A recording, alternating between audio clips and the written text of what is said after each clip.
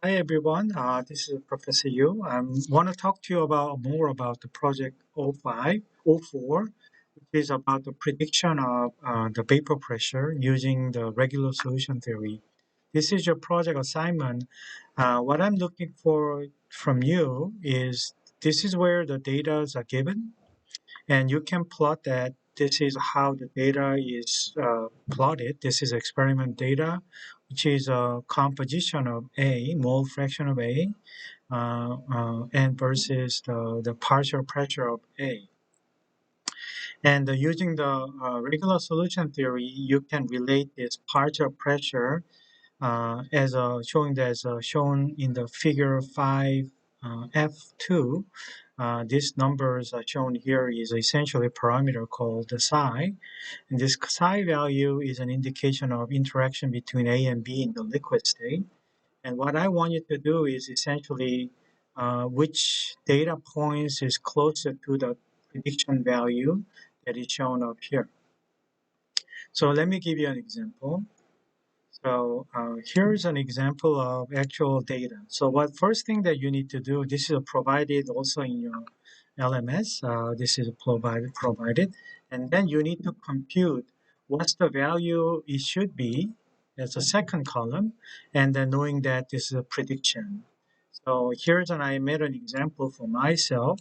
This is an actual value shown in oranges, and this is actually the value that is predicted from the theory. And if you look at the way that I write it is here is a PA star mole fraction exponential to the psi value 1 minus mole fraction over a to the square. That's a prediction. And so I can put this value over there, and this is a prediction shown in blue. I can almost like to show you the same thing. So if I do the 3.0, um, and you will see that this is out of scale, but that's what that is.